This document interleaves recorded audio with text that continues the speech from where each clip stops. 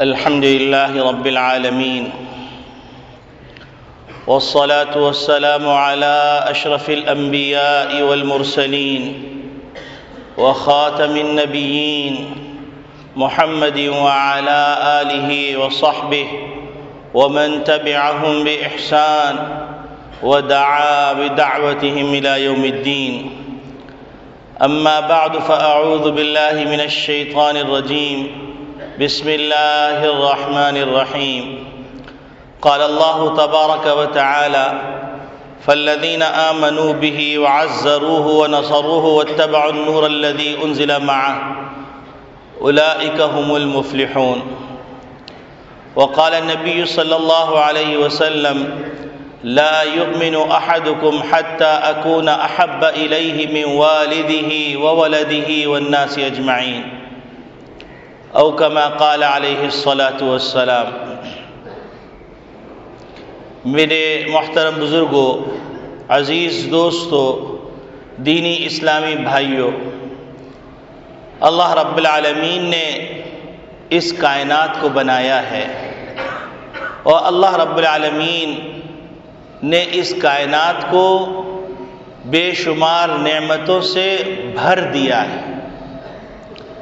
کچھ نعمتیں زمین کے اندر ہیں، کچھ نعمتیں فضا میں ہیں اور کچھ نعمتوں کا حصول دنیا سے جانے کے بعد ہے.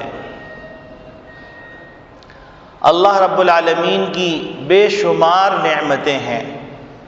اللہ رب العالمین ارشاد فرماتے ہیں: وَإِن تَعُدُّوا نِعْمَةَ اللَّهِ لَا تُحْصُوهَا، کہ اگر تم میری نعمتوں کو شمار کرنے بیٹھو تو شمار نہیں کر سکتے. کروڑوں اربوں کھربوں نعمتیں ہیں. جیسے موسلا دھار بارش ہو رہی ہو اور لگاتار کئی مہینے تک یا کئی دن تک ہوتی رہے تو اس بارش کے قطرات کو گرنا مشکل ہوتا ہے کہ کتنے قطرے گرے، کیونکہ ایک تسلسل ہے اور اس تسلسل میں انقطاع نہیں. تو اسی طرح اللہ رب العالمین اپنے بندوں کو جو نعمتیں عطا فرما رہے ہیں ان نعمتوں میں بھی تسلسل ہے. آنکھ کی نعمت لے لیجئے، کان کی نعمت لے لیجئے، زبان کی نعمت لے لیجئے، حواس خمسہ کی نعمت لے لیجئے، اور اللہ رب العالمین نے جو خود شکل بنایا اس نعمت کو لے لیجئے، سلیم الاعضاء بنایا اس نعمت کو لے لیجئے، ایک گھر کے اندر مختلف بسنے والوں میں آپس میں محبت پیدا فرما دی اس نعمت کو لے لیجئے، ماں کے دل میں اپنی اولاد کی ممتا پیدا فرما دی اس نعمت کو لے لیجئے، ماں نے اپنے بچے کو 9 مہینے اس طرح سنبھالا کہ اپنی جان سے زیادہ اس کی پرواہ کی اس نعمت کو لے لیجئے، اور وہاں پر اللہ رب العالمین نے آکسیجن کا انتظام کیا، وہاں اللہ رب العالمین نے غذا کا انتظام کیا، وہاں اللہ رب العالمین نے آنکھیں اور تمام چیزوں کو تشکیل اور ترکیب کیا، تو اس نعمت کو لے لیجئے. پھر آپ زمین کے اندر آ جائیے تو زمین کے اندر آپ دیکھیں گے دالیں ہیں، زمین کے اندر دیکھیں گے غلے کی مختلف صورتیں ہیں، زمین کے اندر دیکھیں گے مائع نعمتیں ہیں، گیسز ہیں، معدنیات ہیں، پٹرول ہے اور بے شمار اتنی نعمتیں ہیں جو دریافت ہو گئی. اس کے ایک ایک ذرے سے پوری دنیا کا ٹریڈ چل رہا ہے. اور بہت سی نعمتیں وہ ہیں جن کا ظہور اگلے زمانوں میں تحقیقات سے ہوگا، اکتشافات سے ہوگا، وہ نعمتیں الگ ہیں مستقل. پھر اللہ رب العالمین نے کھانے کی مختلف ترکیبیں سکھا دیں. یہ ترکیبیں سکھانا اور ان ترکیبوں کو آپس میں ملا کر ایک نیا سالن تیار کرنا، کہیں پر چاول کی نئی شکلیں بننا، کہیں سالن کی نئی شکلیں بننا، کہیں دالوں کی نئی شکلیں بننا، کہیں مختلف جو اللہ کی غذا کی اجناس کی چیزیں ہیں ان کی شکلیں بننا، کہیں کاکٹیل بنا دیا گیا، کہیں دو جوسوں کو ملا کے بنا دیا گیا، کہیں پیش کرنے کا انداز مختلف کر دیا گیا، کہیں کسی کے اندر کوئی سیرپ ملا دیا گیا، کہیں کسی کے اندر برف ملانے کے بعد اس کے ساتھ اس پہ کوئی الگ سا تڑکا لگا دیا. یہ ساری اللہ میاں کی نعمتیں.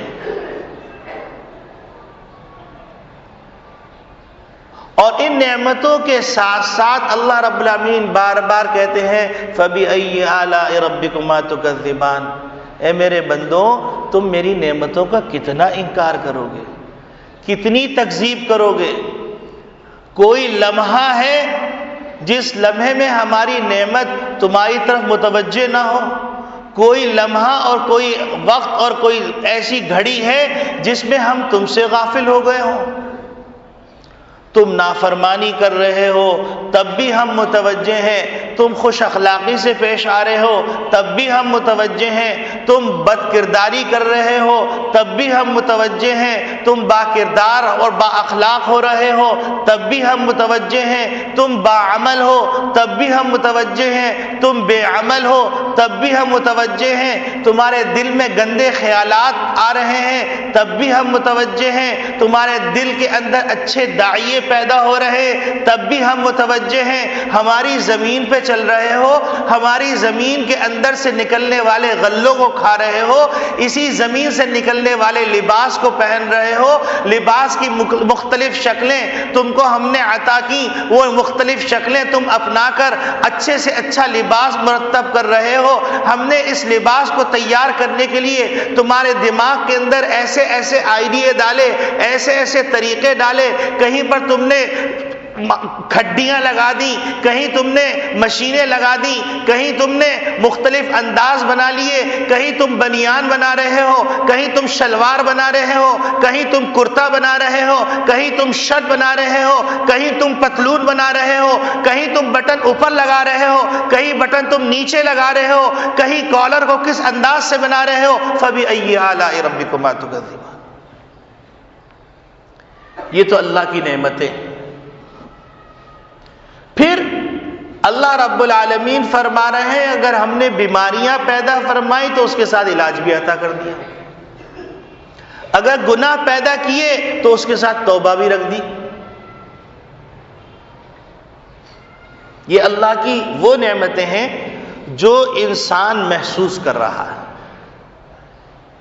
سورج، چاند، ستارے، سیارے، اگر آپ دیکھیے تو چاند کی کرنوں کا پھلوں پر پڑنا اور رات میں اور دن کے اندر سورج کی کرنوں کا پڑنا، ان تمام چیزوں سے پھلوں کے اندر جو غذائیت پیدا ہو رہی ہے وہ ایک مستقل نعمت ہے. اس میں جو لذت اور چاشنی پیدا ہو رہی ہے وہ ایک مستقل نعمت ہے. پھر اللہ رب العالمین کے اوپر قربان ہو جائیے کہ اللہ رب العالمین ایک دم پکڑ بھی نہیں فرماتے. غلطی ہوئی، ایک فرشتے کو امیر بنا دیا، ایک فرشتے کو مامور بنا دیا. امیر فرشتہ نیکی کا ارادہ کر رہا ہے، فوراً نیکی لکھ دے رہا ہے، اور مامور فرشتہ گناہ کر لیا، جی لکھ دوں؟ نہیں، ابھی رک جاؤ، ہو سکتا ہے توبہ کر لے.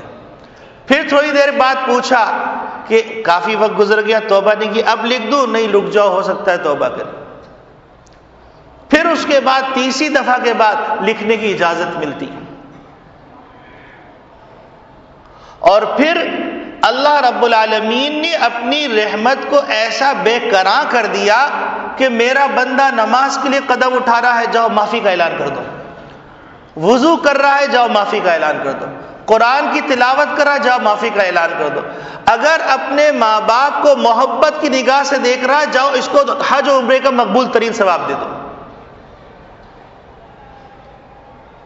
ایک طرف تو یہ نعمت ہے، دوسری طرف باطنی نعمت ہے. باطنی نعمت جو انسان چھو نہیں سکتا، اس کو ہاتھ نہیں لگا سکتا، وہ دل سے دل میں آتی ہے. اللہ کی معرفت، حضور کی محبت.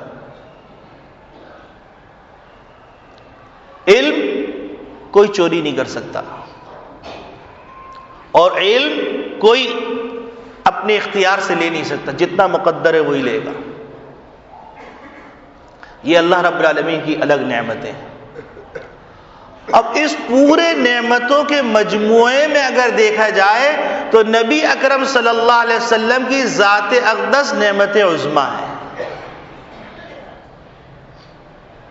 آپ کہیں گے مولوی صاحب آپ نے یہ کیسی بات کر دی کہ اتنی نعمتیں، ایک طرف قرآن شریف ہے، ایک طرف حدیث مقدس ہے، ایک طرف پتہ نہیں کیا کیا چیزیں ہیں، اور آپ کہہ رہے ہیں کہ ان میں سب سے بڑی نعمت نبی کریم صلی اللہ علیہ وسلم کی ذات اقدس ہے؟ جی ہاں، بالکل صحیح کہہ رہا ہوں۔ البدایہ والنہایہ کے اندر ابن کثیر نے ایک روایت نقل کی ہے جو معنی کے اعتبار سے صحیح ہے۔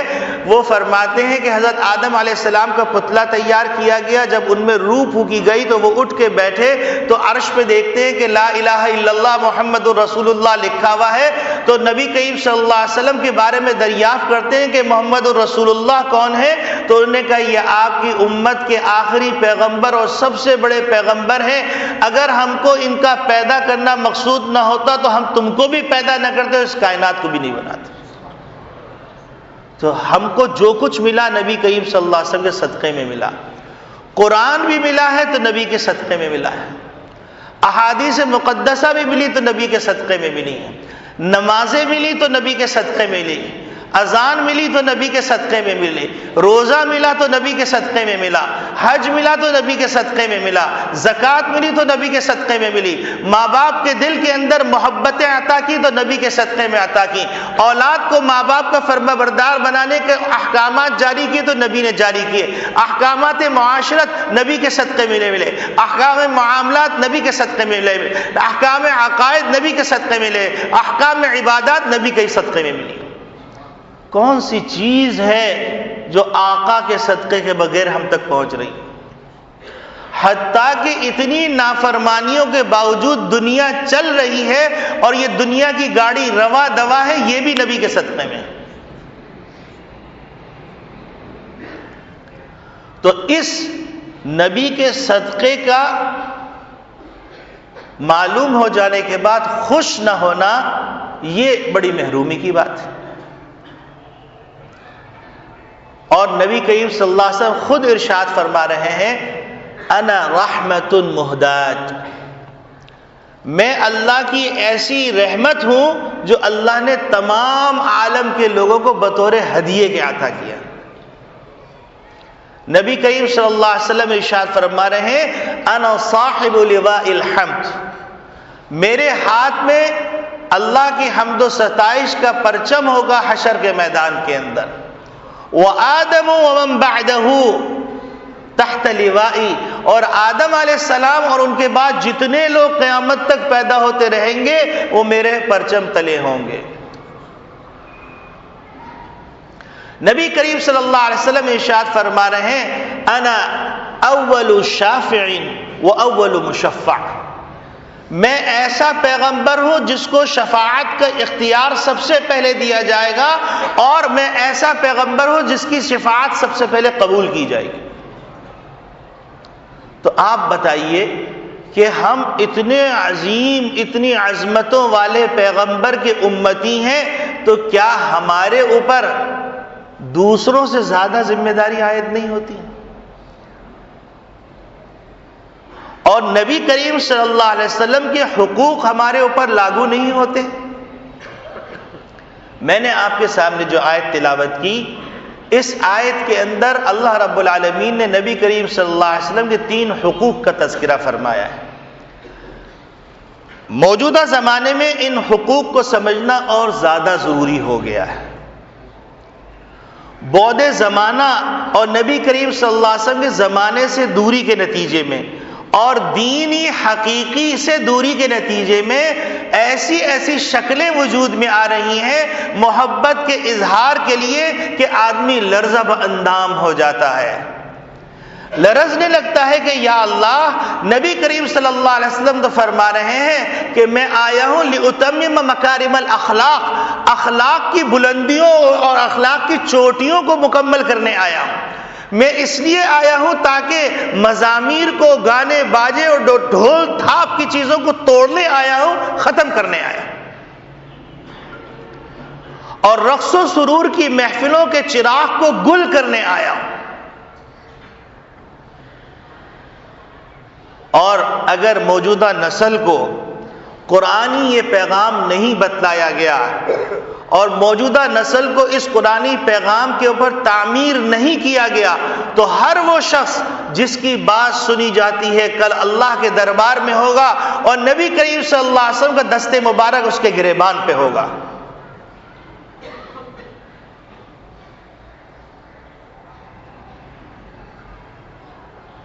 ابو بکر صدیق رضی اللہ تعالی عنہ کے زمانے میں لوگوں نے زکوٰۃ کا انکار کر دیا۔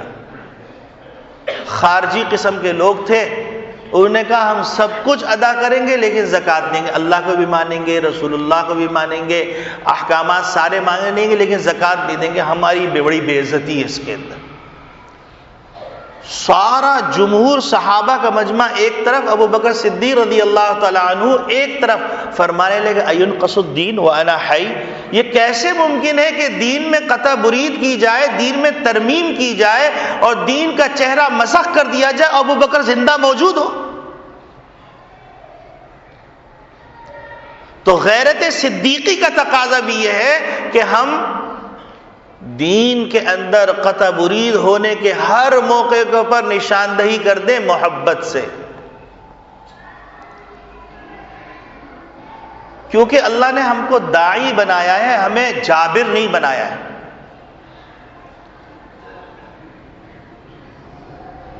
تو نبی کریم صلی اللہ علیہ وسلم کے حقوق کیا ہیں؟ قرآن کریم میں آتا ہے ایک عظمت رسول، نبی کریم صلی اللہ علیہ وسلم کی عظمت، دوسرے نمبر پہ آتا ہے محبت رسول صلی اللہ علیہ وسلم، تیسرے نمبر پہ آتا ہے اتباع اور اطاعت رسول۔ جس طریقے سے ہر چیز نے اپنا معنی کھو دیا ہے تو اسی طریقے سے ان الفاظ نے بھی اپنا معنی کھو دیا ہے۔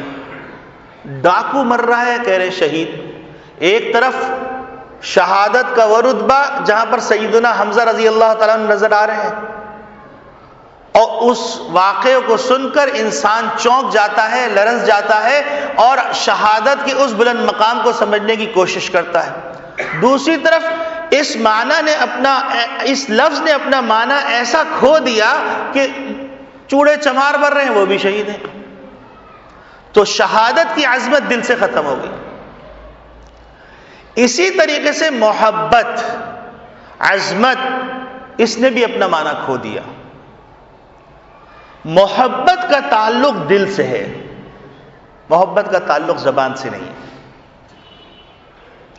عظمت کا تعلق دل سے ہے، عظمت کا تعلق زبان سے نہیں۔ جس طرح انسان کے اعمال ہوتے ہیں، ایک عمل ہے صدقہ کرنا، اس کا تعلق ہاتھ سے ہے، ایک ہے کسی کی مدد و نصرت کرنے کے لیے جانا، اس کا تعلق جسم سے ہے، ایک یہ ہے کہ آپ کسی کے ساتھ اخلاق سے پیش آئیں، یہ اخلاق سے پیش آنا، اور یہ اس کا تعلق انسانی وجود سے ہے، زبان سے ہے، ہاتھ پاؤں سے ہے۔ تواضع، اس کا تعلق یعنی اپنے آپ کو کچھ نہ سمجھنا، اس کا تعلق قلب سے ہے، زبان سے نہیں۔ آج اس کا تعلق زبان سے ہو گیا اور قلم سے ہو گیا، خاک پا فلاں، خاک پا فلاں، میں جوتیوں کی خاک۔ حسد، اس کا تعلق قلب سے، تکبر، اس کا تعلق قلب سے، ریاکاری، اس کا تعلق قلب سے، اس کے بعد اعمال کا ظہور ہوتا ہے۔ اور محبت، جیسے میں نے پچھلی دفعہ عرض کیا تھا کہ اگر دو چیزوں کے اندر ملاپ ہو، توجہ ہو، تو اس کو میلان کہتے ہیں۔ اگر یہ میلان غیر جاندار کے اندر ہے، یعنی غیر ذوی العقول کے اندر ہے، تو اس کو میلان کہیں گے، اور اس کو کشش کہیں گے۔ غیر جاندار کے اندر ہے تو اس کو کشش ثقل کہیں گے۔ اور اگر یہ میلان جانداروں کے درمیان ہے تو اس کو میل، میلاپ اور میلان کہیں گے۔ اور اگر میلان سے مقام بلند ہو جاتا ہے تو اس کو محبت کہیں گے۔ اور محبت کی انتہا جب ہو جاتی ہے کہ انسان بے قرار ہو جاتا ہے، اس کو عشق کہیں گے۔ تو یہ جتنی بھی چیزیں ہیں اس کا تعلق قلب سے ہے.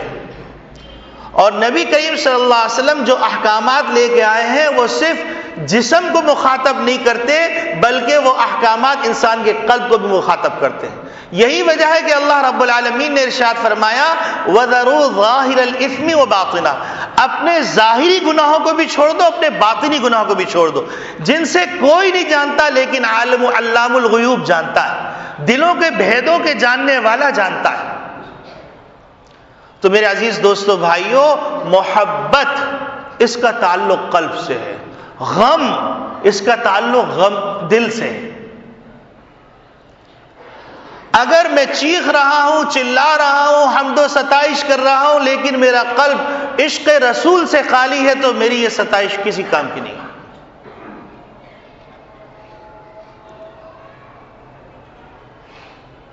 صحابہ اکرام رضوان اللہ اجمعین کو دیکھیے کہ آپ صلی اللہ علیہ وسلم کی محبت سے کیسے سرشار ہیں، آپ صلی اللہ علیہ وسلم کی عظمت ان کے دل میں کیسی ہے، اور آپ صلی اللہ علیہ وسلم کی اطاعت کیسی ہے. میں چند واقعات آپ کے سامنے عرض کرتا ہوں. ایک موقع پر نبی کریم صلی اللہ علیہ وسلم خطاب فرما رہے ہیں اور بارش ہوئی بھی تھی تو راستے میں کیچڑ ہوا تھا. حضرت عبداللہ ابن مسعود رضی اللہ تعالیٰ عنہ گھر سے تشریف لاتے ہیں. نبی کریم صلی اللہ علیہ وسلم جو دو رویا لوگ کھڑے ہوئے تھے ان سے فرماتے ہیں بیٹھ جاؤ. عبداللہ ابن مسعود رضی اللہ تعالیٰ عنہ وہیں تشریف فرما ہو جاتے ہیں. نبی کریم صلی اللہ علیہ وسلم نماز کے بعد فرماتے ہیں کہ عبداللہ ابن مسعود ہم نے تم سے نہیں کہا تھا. تو کہنے لگے آقا تاجدار مدینہ سرور کونین صلی اللہ علیہ وسلم، نبی کی آواز ابن مسعود کے کان میں پڑے، اس کی کیا مجال کہ وہ ایک قدم آگے بڑھ سکے.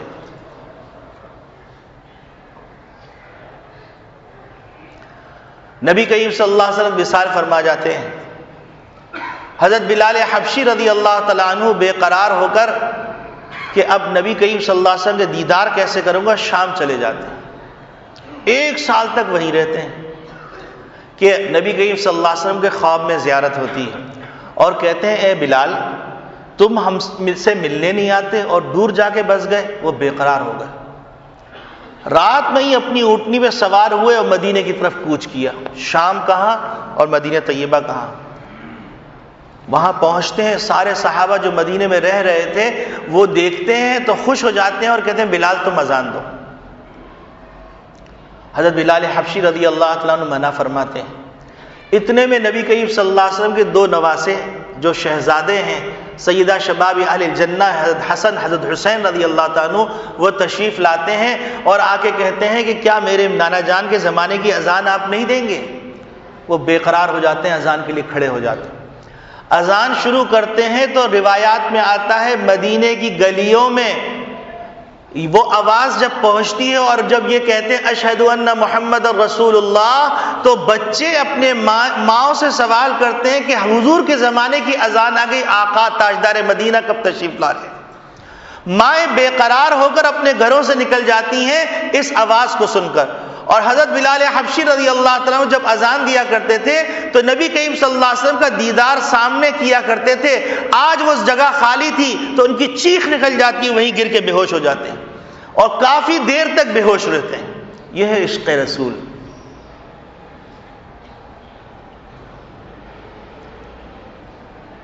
آئینہ ہم خود ہیں. المؤمن مرآۃ المؤمن، مومن مومن کا آئینہ ہے. اس کا مطلب کیا کہ مومن اپنے آپ کو اپنے مومن بھائی کے اندر تلاش کر لے.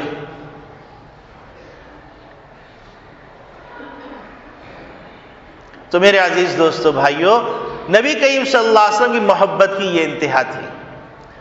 محبت نبی کریم صلی اللہ علیہ وسلم کی محبت کا یہ عالم تھا. حضرت ابو بکر صدیق رضی اللہ تعالی عنہ غار ثور کے اندر سانپ ڈس لیتا ہے، آپ کو شدید تکلیف ہے، لیکن اس کے باوجود نبی کریم صلی اللہ علیہ وسلم کو نیند خراب نہ ہو جائے، آپ تشریف فرما رہتے ہیں اور آنکھوں سے آنسو جاری ہو جاتے ہیں. زہر کی تکلیف سے، صحرا کا سانپ بہت زہریلا ہوتا ہے، زہر کی تکلیف سے آنسو جاری ہو جاتے ہیں اور وہ آنسو نبی کریم صلی اللہ علیہ وسلم کے رخسار مبارک پہ پڑتے ہیں اور وہ دریافت کرتے ہیں ابو بکر کیا معاملہ ہے.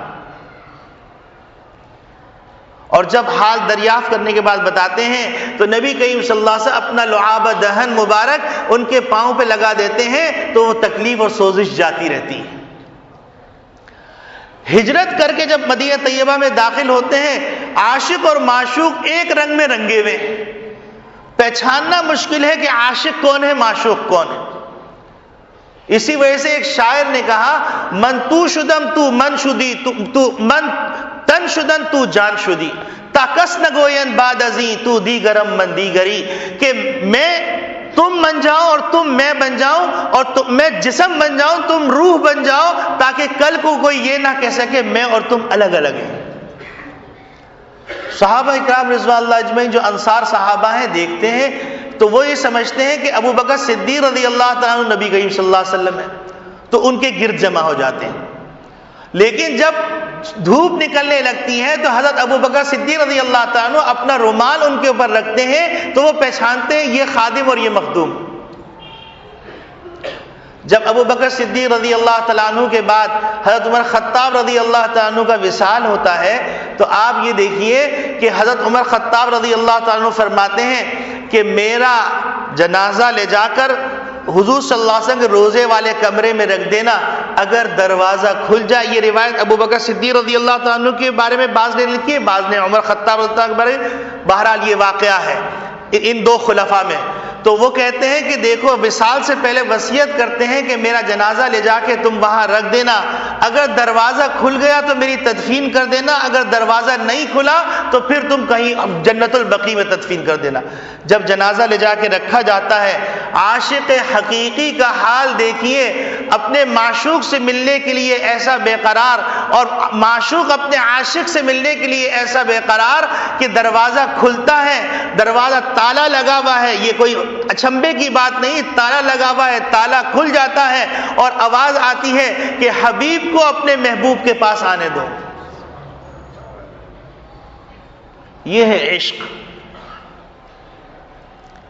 عشق کی ایک اور مثال دیکھیے، سید احمد کبیر رفاعی رحمۃ اللہ علیہ ایک بہت بڑے بزرگ گزرے ہیں، نبی اکرم صلی اللہ علیہ وسلم کے روزے اقدس پہ حاضر ہوتے ہیں اور حاضر ہونے کے بعد کہتے ہیں الصلاۃ والسلام علیک یا جدی، اے میرے نانا جان آپ کی خدمت میں درود و سلام کا ہدیہ پیش کرتا ہوں۔ جواب آتا ہے وعلیک السلام یا ولدی، اے میرے بیٹے تمہارے اوپر بھی سلامتی۔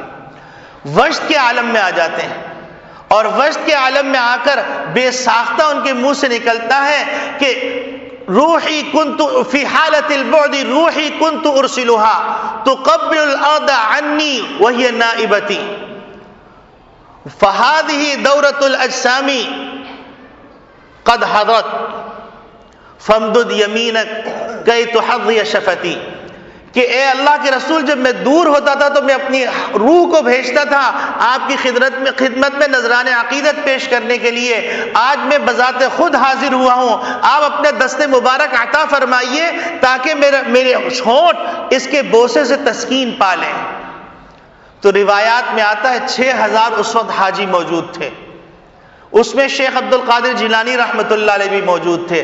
روز اقدس سے ایک منور ہاتھ نکلتا ہے، حضرت احمد کبیر رفاعی رضی اللہ تعالی رحمۃ اللہ علیہ اس کو بوسہ دیتے ہیں اور شدت محبت سے بے ہوش ہو کے وہیں گر جاتے ہیں۔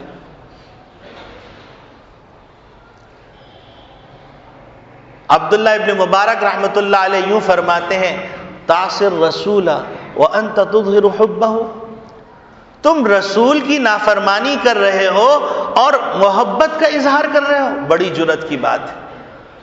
ھذا فی الفعال بدیع، یہ جو معاملہ ہے لعمری فی الفعال بدیع، اعمال کی دنیا کے اندر، حقائق کی دنیا میں بڑے اچنبے کی بات ہے۔ لو کان حبک صادقا لاطعته ان المحب لمن يحب يطيع، اگر تم اپنے محبت میں سچے ہو تو دن میں دل کچھ چاہ رہا ہے لیکن آقا کچھ کہہ رہے ہیں تو بات آقا کی ماننی ہے، دل کی نہیں ماننی۔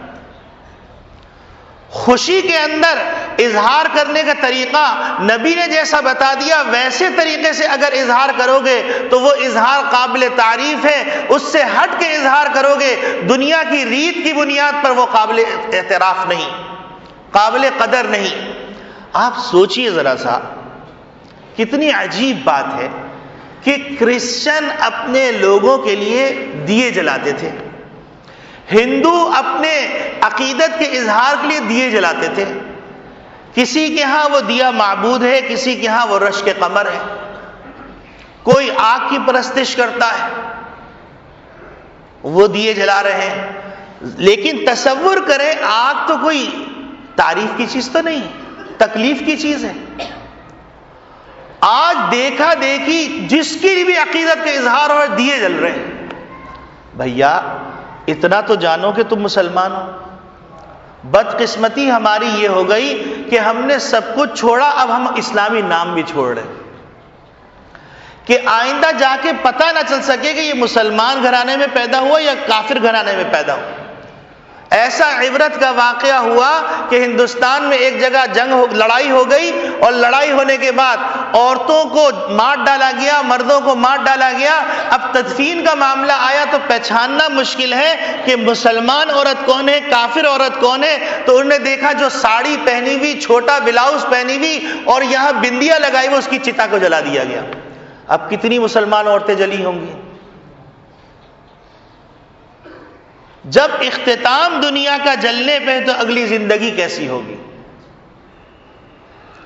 خدا کے واسطے، خدا کے واسطے بس کیجئے، اللہ کے غضب کو دعوت مت دیجئے. نبی کریم صلی اللہ علیہ وسلم کی پیدائش ہو رہی ہے تو بت گر گئے، آواز آ رہی ہے ولد النبی المنتظر الذی یخاطب الحجر والشجر، کہ نبی کریم اس نبی کی پیدائش ہو گئی جس کا انتظار کیا جا رہا تھا، جس کو شجر و حجر خطاب کریں گے اور سجدہ ریز ہو جائیں گے. نبی کریم صلی اللہ علیہ وسلم کی جب پیدائش ہوتی ہے تو آتش کدہ بجھ جاتا ہے جو 1000 سال سے جل رہا تھا. آج نبی کریم صلی اللہ علیہ وسلم کی پیدائش پر دنیا کی گنیس بک ورلڈ ریکارڈ کے اندر اپنا نام درج کرنے کے لیے ہزاروں چراغ جلا کر نبی کی محبت کا اظہار کرنا، کہاں کا انصاف، کہاں گئی وہ غیرت.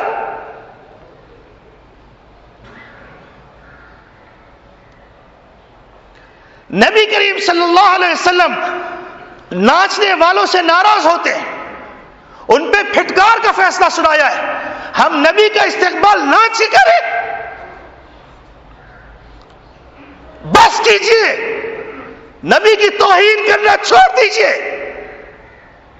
لگام دیجئے اپنے ایسے کارکنان کو جو نبی کا مذاق اڑاتے ہیں بھرے مجمع میں. ڈریے اللہ کے عذاب سے، کہیں زمین نہ پھٹ جائے، کہیں آگ کے گولے میں برسا دیے جائیں. توبہ کیجئے. محبت رسول سیکھنا ہے تو صحابہ سے سیکھیے، عظمت رسول سیکھنا ہے تو صحابہ سے سیکھیے، اطاعت رسول سیکھنا ہے تو صحابہ سے سیکھیے. قرآن کا فیصلہ ہے فَإِنْ آمَنُوا بِمِثْلِ مَا آمَنْتُمْ. صحابہ معیار حق، ان سے سیکھیے. خدا کے واسطے بس کر دیجئے. خدا کے واسطے چوری کی بجلی سے حضور کی محبت کا اظہار مت کیجیے. بھتوں سے حضور کی محفلوں کو مت سجائیے. حضور امن کے پیغمبر تھے، حضور رہبر انسانیت تھے، حضور رحمت للعالمین تھے. اگر کوئی آدمی یہ کہے کہ صحابہ سے زیادہ میں عاشق رسول ہوں، اس سے بڑا گستاخ کون ہوگا؟ کیا 30 سالہ زندگی میں نبی کریم صلی اللہ علیہ وسلم کے ہاں ایسا جشن منایا گیا؟ کیا خلفاء کی 30 سالہ تاریخ کے اندر ایسا جشن منایا گیا؟ کیا صحابہ کے آخری 100 سال جو گزرے ہیں اس میں یہ جشن منایا گیا؟ عزائے مسلم حرام قرار دیا گیا. خدا کے واسطے رسول کے مشن کو اپنائیے، نہ کہ رسول کے جشن کو. مشن اور جشن میں فرق ہے. میرے عزیز دوستو بھائیوں، یہ وہ تکلیف ہے جو ہر سمجھدار آدمی محسوس کر رہا ہے. یہ وہ خوف ہے جس سے اللہ کا عذاب متوجہ ہو سکتا ہے. ہم اطمینان سے ٹھنڈے دل سے بیٹھیں، اپنے بچوں کو سمجھائیں، اپنے کارکنوں کو سمجھائیں کہ صرف ہار پھول پہن کر روڈوں کو بلاک کرنا اور شور شرابہ کرنا، پوری رات پریشان کرنا، پٹاخے پھاڑنا، لاکھوں روپے کی آتش بازی کرنا، حضور فرماتے ہیں لا تبذر ان المبذرین کانوا اخوان الشیاطین۔ اسراف و تبذیر میں فرق ہے کہ اسراف یہ ہے کہ حق کے راستے میں خرچ کر رہے ہیں لیکن ضرورت سے زیادہ کر رہے ہیں، تبذیر یہ ہے کہ معصیت کے راستے میں خرچ کر رہے ہیں، اور اللہ سرٹیفکیٹ دے رہے ہیں وہ عاشق رسول نہیں، اخوان الشیاطین ہے۔ یہ فرقہ واریت کی بات نہیں کر رہا ہوں، میں ہمدردی میں بات کر رہا ہوں۔ وہ بیچارے مسلمان بچے جنہوں نے دینی تعلیم حاصل نہیں کی وہ تو عشق سے سرشار ہیں، لیکن وہ لوگ جو ان کی تربیت کر رہے ہیں وہ کہاں سوئے گے؟ خدا کے واسطے اس بات کو ٹھنڈے دل سے سوچئے، جس طریقے سے نیو ایئر کی آتش بازی حرام، اسی طریقے سے عشق رسول کے نام پر آتش بازی حرام، جس طرح نیو ایئر پر بھتہ خوری حرام، اسی طریقے سے عشق رسول کے نام پر بھتہ خوری حرام۔ جس طرح نیو ایئر کے وقت لائٹیں لگانا اور رقص و سرور کی محفلیں سجانا حرام، تو عشق رسول کے نام پر یہ سب کچھ